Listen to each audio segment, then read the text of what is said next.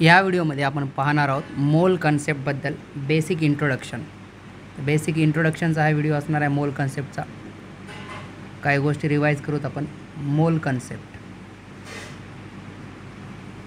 तर basic इंट्रोडक्शनचा video आहे. एक मोल काय असते पहिल्यांदा हे समजून घ्या. एक मोल काय असते, हे एक नंबर असते, एक आकडा आहे, एक नंबर आहे. त्याची व्हॅल्यू किती असते, हे एक नंबर आहे. एक मोल काय, एक नंबर आहे, नंबर आहे एक. त्याची व्हॅल्यू किती असते एक मोलची, एक नंबर आहे, फिक्स नंबर आहे, एक कॉन्स्टंट नंबर असते. त्याची व्हॅल्यू किती असते एक मोलची, 6.022 इंटू 10⁻23 एवढी व्हॅल्यू असते एक मोलची. आणि याच आकड्याला, याच व्हॅल्यूला काय म्हणतात, अवोगॅड्रो नंबर. अवोगॅड्रो नंबर म्हणतात, अवोगॅड्रो नंबर. यालाच चिन्हानं कसं दर्शवतात, NA. तर NA जे आहे अवोगॅड्रो नंबर आहे, त्याची त्याची व्हॅल्यू किती असते, 6.022 इंटू 10⁻23 एवढी व्हॅल्यू असते. एवढा एक मोल आहे. या नंबरला एक मोल म्हणतात.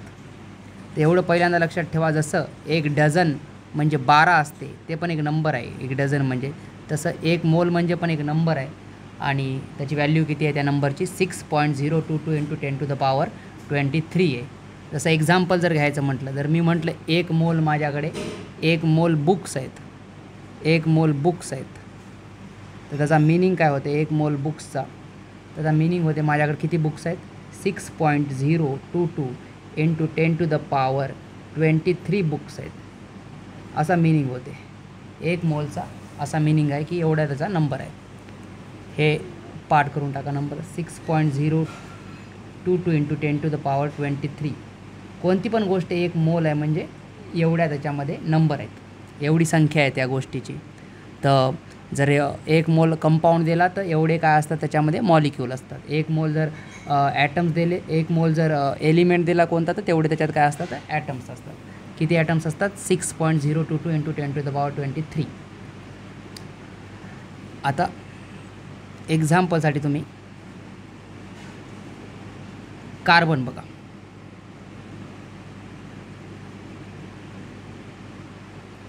कार्बन ॲटम बघा, कार्बन ॲटम कसं असते, इमॅजिन करा की हे कार्बन ॲटम आहे.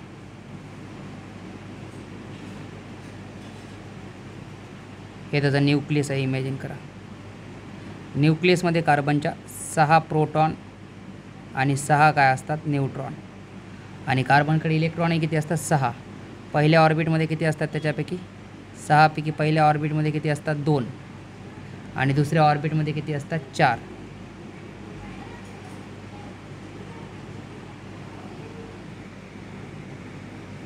तर कार्बनचा ॲटम असा दिसते. आता जर मी विचारलं तुम्हाला, तर मास ऑफ 1 कार्बन ॲटम तर काय असणार, सगळ्यांचा वजनाची बेरीज असणार. कोणाकोणाच्या वजनाची, 6 प्रोटॉन आहे त्याच्यामध्ये, प्लस 6 न्यूट्रॉन आहे त्याच्यामध्ये, आणि प्लस 6 इलेक्ट्रॉन आहेत. तर सगळ्यांच्या वजनांची बेरीज जी असणार आहे ते कार्बनच्या ॲटमचं वजन असणार आहे. पण इलेक्ट्रॉनचं वजन एवढं कमी असते की ते आपण काय करतो, इग्नोर करतो, म्हणजे दुर्लक्ष करतो त्याच्याकडं. ते कार्बनच्या एकूण वजनाच्या, कार्बनच्या ॲटमच्या एकूण वजनामध्ये आपण घेत नाही. एका कार्बनच्या ॲटमच्या वजनामध्ये घेत नाही आपण. ते एक कार्बनचं ॲटम वजन म्हणजे कोणाचं वजन, म्हणजे फक्त 6 प्रोटॉन आणि 6 न्यूट्रॉनचं. इलेक्ट्रॉनचं वजन आपण घेत नाही. तर यांच्या 6 प्रोटॉन प्लस 6 न्यूट्रॉनच्या वजनांची बेरीज म्हणजे काय असणार आहे, कार्बनच्या ॲटमचं वजन असणार आहे. पण एका प्रोटॉनचं वजन किती असणार आहे, मग ते मी बाजूला तुम्हाला लिहून देतो. मास ऑफ 1 प्रोटॉन किती असणार आहे, मास ऑफ 1 प्रोटॉन किती असणार आहे ते इम्पॉर्टंट आहे. 1.67 इंटू 10⁻24 ग्राम हे आहे एका प्रोटॉनचं मास. आणि मास ऑफ एका न्यूट्रॉनचं मास पण ऑलमोस्ट जवळपास तेवढंच असते. आणि मास ऑफ इलेक्ट्रॉन किती येणार आहे, मास ऑफ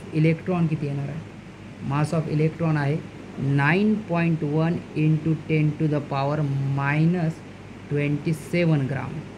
तुम्ही जर नोटीस केलं तर बघा हे आहे 1.67 गुणिले 10⁻⁻² आणि हे आहे 9.1 गुणिले 10⁻27. तुम्ही जर पॉवरचा विचार केला तर इथं -24 आहे, इथं आहे -27. तर 3 पॉवर म्हणजे भरपूर छोटा असते वजन. आणि जर प्रोटॉनच्या वजनाच्या आपण तुलनेत लिहिलं तर मास ऑफ इलेक्ट्रॉन काय आहे ते प्रोटॉनच्या तुलनेत जर लिहिलं तर प्रोटॉनच्या वजनापेक्षा म्हणजे प्रोटॉनच्या वजनाला जर आपण 1837 म्हणजे 1837 जर भागलं तर मास ऑफ इलेक्ट्रॉन आहे, म्हणजे प्रोटॉनच्या वजनाच्या 1837 पट कमी आहे, म्हणजे खूप कमी आहे. म्हणून आपण कार्बनच्या ॲटमच्या वजनामध्ये इलेक्ट्रॉनचं मास आपण काही मोजत नाही आहे, फक्त कोणाचं मोजतो प्रोटॉनचं आणि न्यूट्रॉनचं. पण एका प्रोटॉनच्या वजनाला जे की किती आहे 1.67 गुणिले 10⁻24 यालाच काय म्हणतात 1 AMU म्हणतात. यालाच काय म्हणतात 1 AMU ॲटमिक मास युनिट म्हणतात. यालाच म्हणतात 1 AMU. एका प्रोटॉनचं किंवा एका न्यूट्रॉनच्या वजनालाच काय म्हणतात 1 AMU. तर मग आता एका प्रोटॉनच्या वजनाला 1 AMU म्हणतात, तर 6 प्रोटॉनच्या वजनाला काय म्हणणार 6 AMU आणि 6 न्यूट्रॉनच्या वजनाला काय म्हणणार 6 AMU. तर मग एका कार्बनच्या ॲटमचं वजन किती झालं 6 AMU. 6 AMU किती झालं 12 AMU. एका कार्बनच्या ॲटमचं वजन किती झालं 12 AMU. हे लक्षात ठेवा, एका कार्बनच्या ॲटमचं वजन किती झालं 12 AMU. इथं मी खाली लिहून देतो तुम्हाला. मास ऑफ 1 कार्बन ॲटम, एका कार्बनच्या ॲटमचं वजन किती झालं 12 AMU. जिथं AMU का आहे एका प्रोटॉनचं वजन किंवा एका न्यूट्रॉनचं वजन, ज्याची किंमत किती आहे AMUची किंमत किती असते 1.67 गुणिले 10⁻24 एवढी असते AMUची किंमत.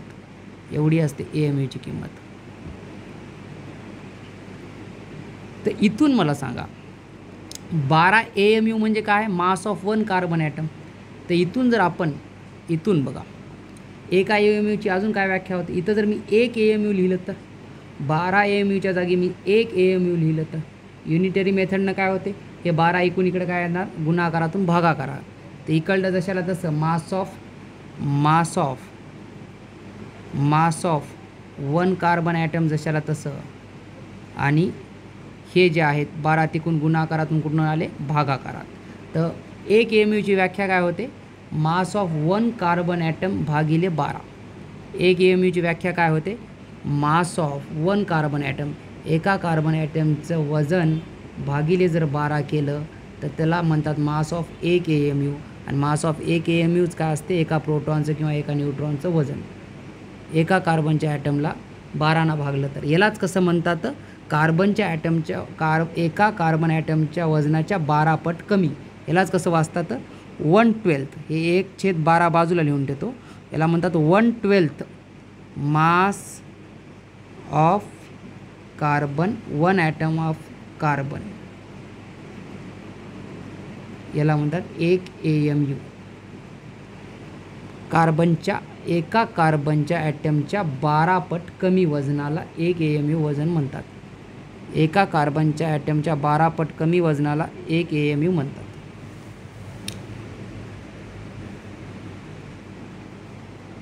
आता बघा मी जर असं म्हटलं 1 mole of carbon item, 1 mole of carbon item म्हटलं तर किती कार्बनचे ॲटम किती असतील. 1 मोलचा अर्थ काय असते 6.022 इंटू 10⁻23 कार्बन ॲटम असणार याच्यामध्ये. 1 मोल कार्बन ॲटम म्हणजे 6.022 गुणिले 10⁻23 कार्बन ॲटम असणार त्याच्यामध्ये कार्बन ॲटम असणार.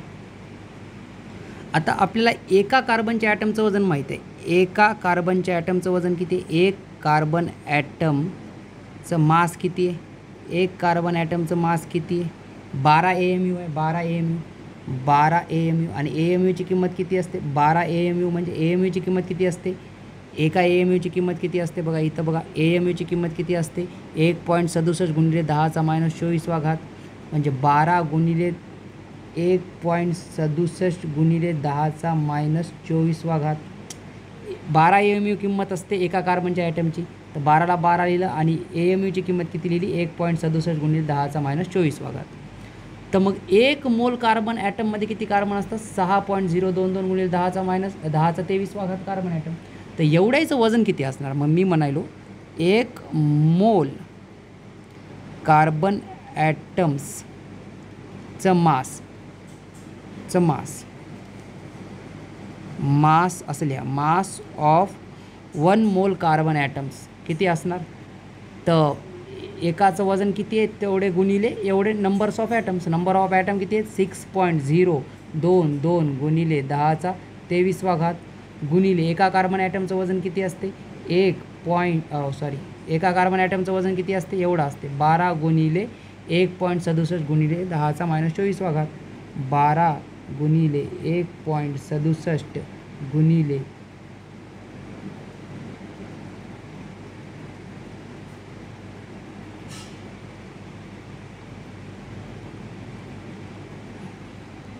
1.67 गुणिले 10⁻24 ग्राम. एवढे ग्राम वजन येणार 1 मोल कार्बन ॲटम्सचं. एवढे ग्राम वजन येणार 1 मोल कार्बन ॲटम्स. आता तुम्ही या सगळ्यांचा जर गुणाकार केला तर उत्तर येणार 12 ग्राम. आणि यालाच काय म्हणतात molar mass. 1 mole carbon ॲटम्सच्या मासला mass of 1 mole carbon ॲटम्सलाच काय म्हणतात त्याचं कार्बनचं मोलार मास, जे की किती आहे 12 ग्राम. यालाच म्हणतात मोलार मास ऑफ कार्बन. यालाच म्हणतात मोलार मास ऑफ कार्बन.